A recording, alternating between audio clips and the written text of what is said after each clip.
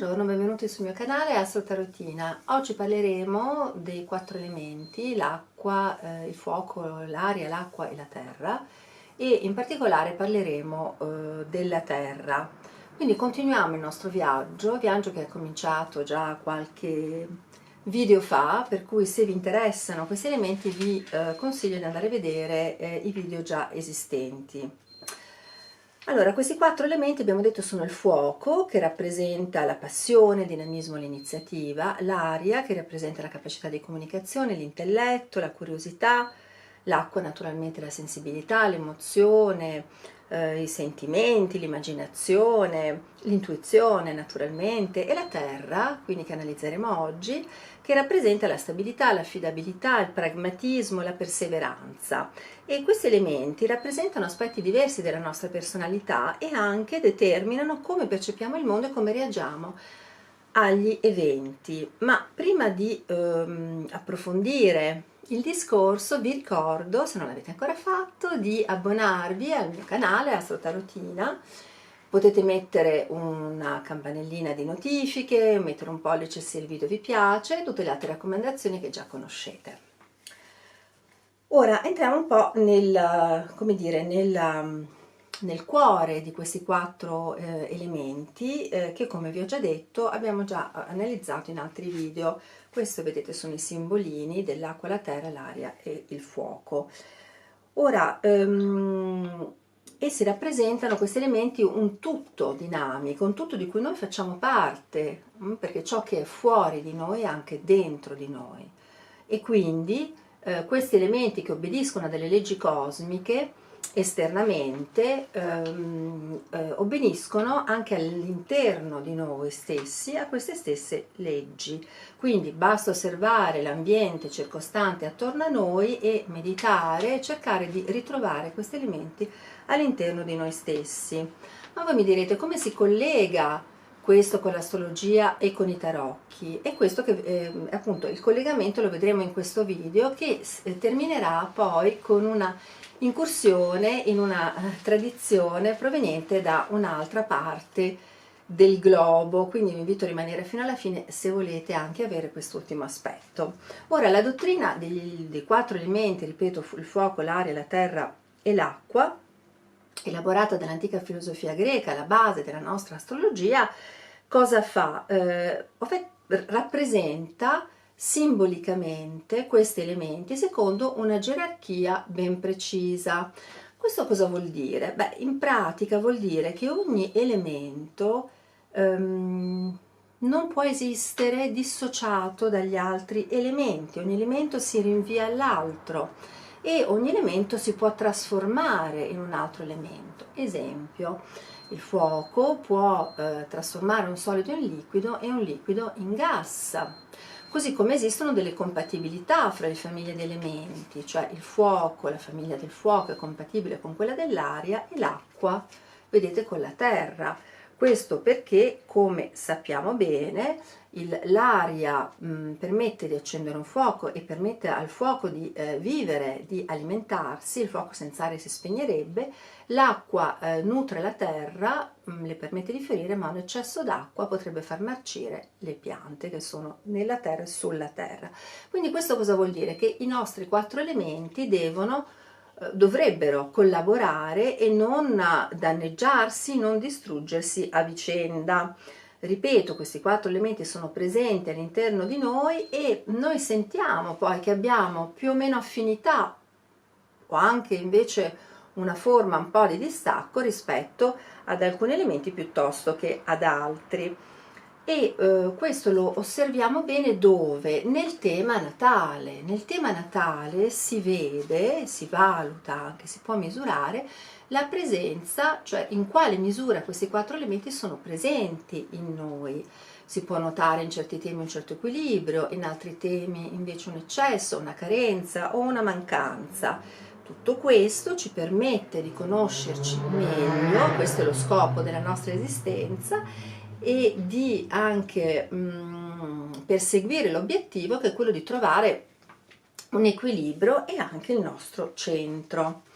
Ora torniamo al punto, diciamo al alla parte essenziale di questo video, che è appunto la terra. Qui vedete il simbolo della terra, che racchiude in sé tutte le caratteristiche del grembo che accoglie la vita, che lo nutre. Con cosa? Con costanza, con forza, con pazienza, evitando ogni spreco. Perché si evita ogni spreco? Perché l'energia della terra sa bene che la vita è un ciclo, come è un ciclo quello delle stagioni, alla quale è legata profondamente la nostra astrologia. Quindi quella della terra è un'energia stabile, duratura, radicata, solida, connessa al quotidiano, al mondo dell'esperienza dei sensi, è materia, è accogliente, è naturalmente legata al concetto di sostanza. È un elemento, quello della terra, femminile, yin, passivo, introverso, si dice in termini tecnici, legato all'idea di concretezza. È un elemento che radica, ancora una volta che nutre, proprio come madre terra, Gea, ci nutre con pazienza, con tenacia, con anche autodisciplina. Naturalmente è legato alla funzione della sensazione e ha bisogno di stabilità, di solidità, di sicurezza, di concretezza, per poi poterla trasmettere questa stabilità e questa sicurezza. Perché? Perché la terra è il suolo che noi calpestiamo con i piedi, perché la terra è il suolo in cui noi seminiamo, piantiamo, è il luogo delle fondamenta sulle quali costruiamo.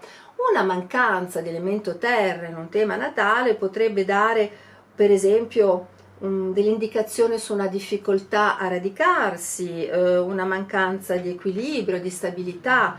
Per esempio, quando c'è una carenza dell'elemento terra, si potrebbero anche ritrovare degli disfunzionamenti a livello alimentare, per esempio, o di attività fisica, della sregolatezza, insomma. Mentre un eccesso di terra potrebbe indicare delle caratteristiche di possessività, di chiusura, di poca flessibilità, di poca spontaneità, e spesso lo si ritrova in persone per le quali il lavoro è il centro del mondo, è il fine ultimo, proprio perché essi pensano, questi individui pensano di avere valore solo se sono produttivi, quindi anche legati a volte a una sorta di scetticismo, di cinismo, pochi ideali, scarse aspirazioni. Ora, i segni di terra, eccoli qua, Toro, Vergine, Capricorno, sono efficienti, pratici, concreti, affidabili e amano programmare. Altra parola chiave per i segni di terra. Il perché programmare? Perché il loro senso di sicurezza emotivo e materiale passa attraverso il lavoro produttivo, anche il possesso delle cose. Non possiedono per possedere, ma perché il possedere li rende sicuri, sono resistenti, persistenti, metodici, maniacali.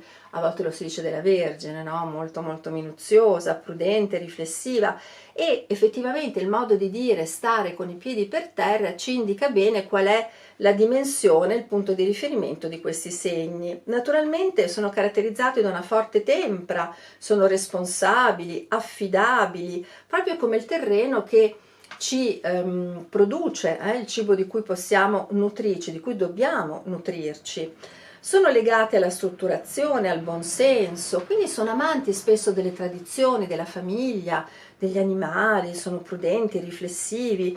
Non amano, come segni di fuoco, gettarsi a capofitto nelle imprese, nelle situazioni, proprio perché hanno bisogno di tranquillità e di sicurezza, e neanche come segni d'aria invece perseguire dei progetti irrealizzabili, mentre invece sono molto in sintonia con i segni d'acqua, proprio perché condividono questo senso di autoprotezione, cosa di cui ho parlato ampiamente quando ho trattato nel video che tratta l'elemento dell'acqua, e anche il senso della pace e dell'amore in un qualche modo. Sono legati, proprio come terra, all'idea di conservazione, all'idea anche dei piaceri della vita, dei piaceri proprio sì, di godersi la vita, quindi amano la tranquillità, le certezze pratiche, sicuramente non amano le stravaganze, sono poco inclini alle novità e alle sorprese,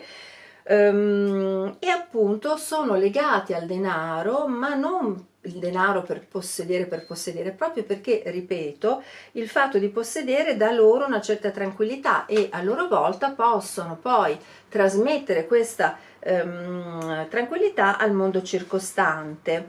Dobbiamo anche riconoscere che la solidità e la saggezza della terra è indispensabile a tutti gli altri elementi, anche se questi, quindi sto parlando anche di segni legati agli altri elementi, anche se questi potrebbero negarlo, perché senza la terra tutti gli altri elementi poi sarebbero persi in realtà, no? Allora, le caratteristiche della terra, come abbiamo visto per gli altri elementi, variano a seconda delle stagioni. Allora, la terra del toro è una terra di primavera, di piena primavera perché è un segno fisso, quindi sì, di piena primavera, è una terra grassa, fertile, è una terra caratterizzata comunque dal fatto di nutrire, dalla crescita, dalla conservazione, come abbiamo detto prima, è un segno caratterizzato dalla calma, dalla pazienza, dal fatto di voler godere del comfort, dei piaceri della vita e appunto, ripetiamo, non ama molti cambiamenti, nemmeno le novità. La terra ha caratteristiche leggermente diverse nella Vergine. La Vergine che ha una forma di intelligenza pratica e spiccata che l'aiuta a dividere in parti, organizzare, analizzare, sterilizzare, conservare e simboleggia proprio l'ordine e le pulizie. Questo è un segno mobile di fine estate e ha bisogno di regole. Perché la Vergine si dota di regole come segno mobile? Perché ne ha bisogno per affrontare il cambiamento, gli eventuali ostacoli. E poi terminiamo con la terra che diventa una roccia fredda e solida, eterna, compatta, del Capricorno, che è un segno, dico io, affidabile e infallibile. Cioè il Capricorno è un segno cardinale di inizio inverno e il suo scopo è ottenere successo nelle sue imprese, uno dei suoi scopi. Ora, come sapete oramai, mi piace sempre andare a fare delle incursioni nel mondo della mitologia e in tutte le tradizioni, in tutte le culture troviamo il culto di Madre Terra. E quindi la domanda che viene da porsi, la domanda di base che viene da porsi è: ma com'è nato il mondo? E nella mitologia greca, all'origine del mondo c'è proprio Gea, o chiamata anche Gaia, chiamata anche Ge, cioè la terra, che è la madre di tutte le altre divinità simboleggianti gli elementi naturali, ma anche delle divinità più famose come dei mostri più spaventosi. Che cos'è Gea? Gea è la materia originaria, cioè la matrice da cui prendono vita tutte le cose. Che cosa esisteva prima di Gea nella mitologia greca? Il caos che era una voragine indistinta e oscura di confusione del tutto.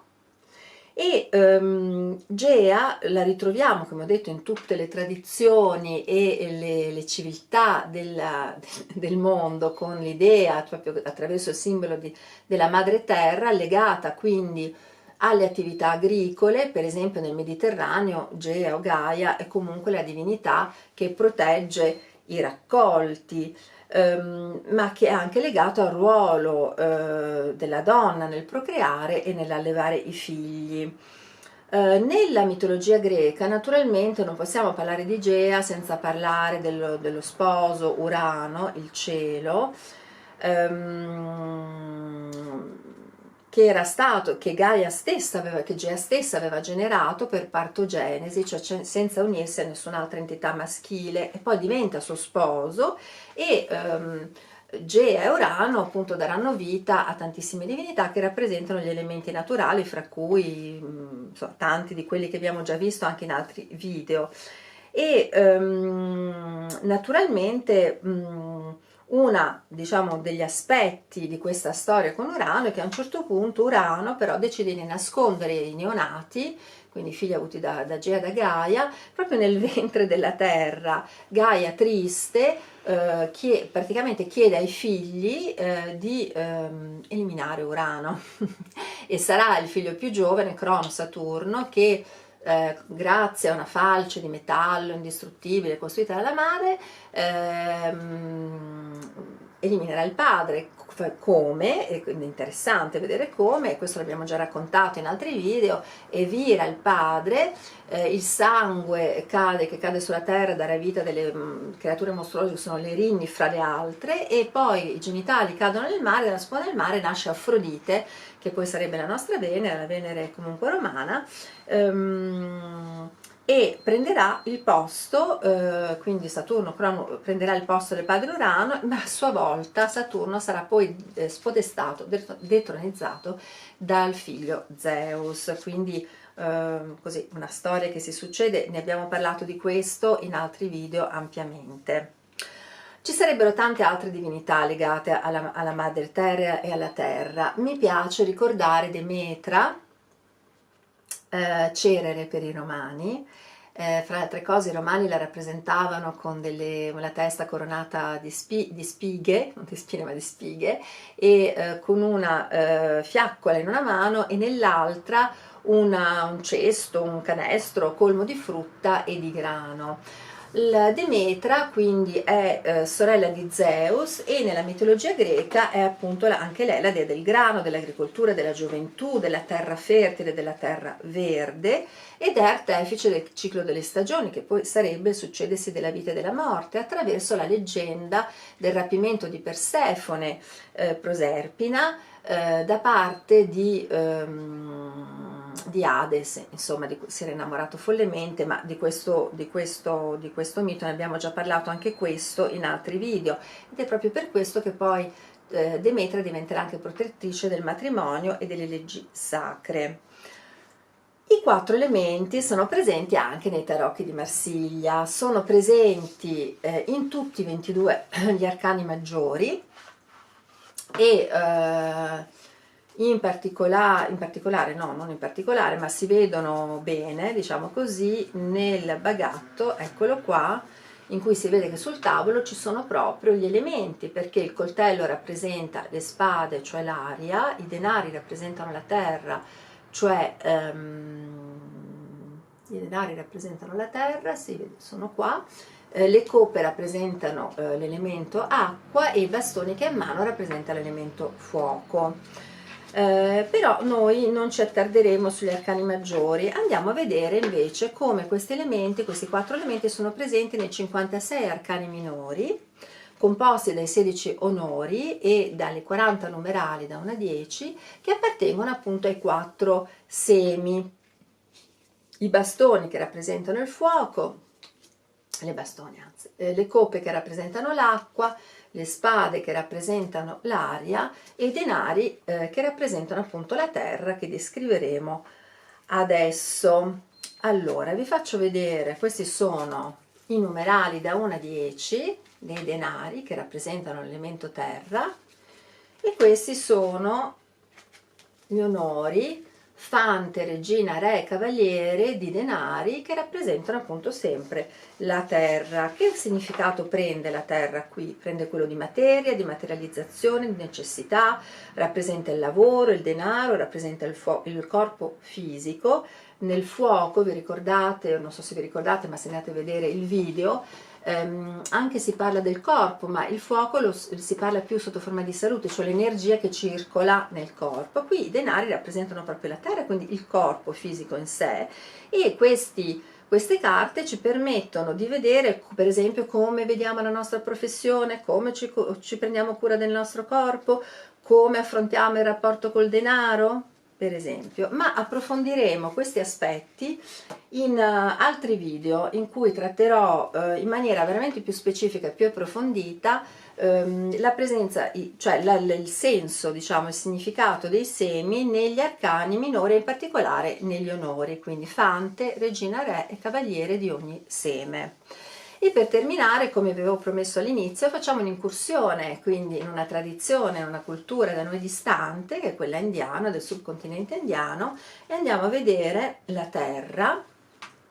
In questa cultura la terra, in sanscrito Prithvi, è l'ultimo elemento, perché è la somma di tutti gli altri e del loro ricettacolo, rappresenta la solidità, la struttura, il radicamento, la stabilità, crea la materia, sostiene la materia stessa, ha un aspetto calmante, fertile, come il conforto materno, dà saggezza, permette l'allineamento e l'espansione. E secondo l'Ayurveda, che è quindi l'antica medicina del subcontinente indiano, Ayurveda significa Ayur, Ayus, vita, Veda, conoscenza, quindi la scienza della vita, si manifesta secondo l'Ayurveda nelle rocce, negli alberi, nelle membra del corpo e la materia. Quello che sto usando è un oracolo, che è l'oracolo della femme ayurvedique, vedete qua, quindi è una carta tratta da questo oracolo molto bella che ci rappresenta appunto la terra, Prithvi, e ci dice che la terra è presente fuori di noi e in noi, che siamo fatti di terra,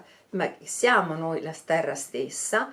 La terra è la forza primaria delle nostre radici, del nostro radicamento, della nostra saggezza profonda, ma anche la forza tranquilla che ci nutre con la sua stabilità, che noi portiamo in noi l'alchimia cosmica di tutti gli elementi dell'universo. E proprio questa carta ci invita a onorare la nostra forza, la nostra fertilità, ciò che seminiamo in noi nel mondo tutti i giorni, e a celebrare la ricchezza infinita che noi stessi produciamo.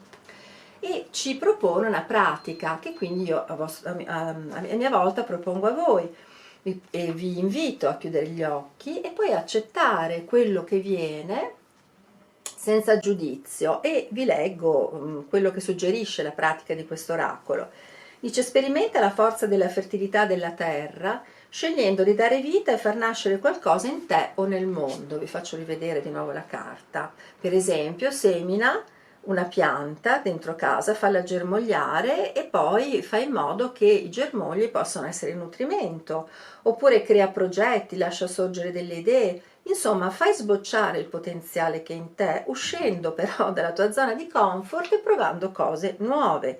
Osserva il processo di crescita fuori dentro di te, osserva le tue forze di vita e la tua vitalità, fiorisci, lascia proprio che Prithvi, la terra, sbocci in te, che ti sostenga, e la tua solidità e la tua affidabilità quindi ti eleveranno verso il cielo, che è un bellissimo augurio.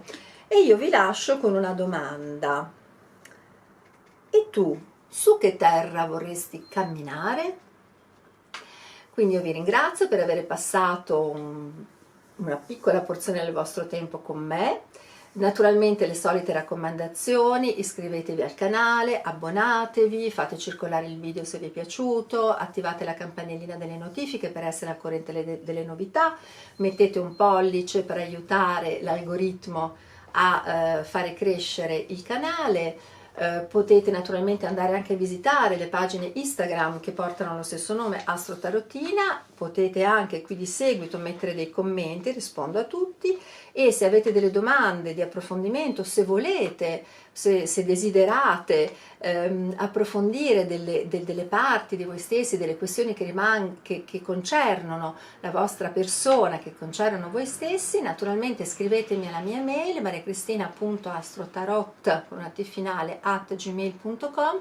Troverete tutte queste informazioni nell'introduzione in basso al video. Vi ringrazio ancora una volta, grazie e alla prossima.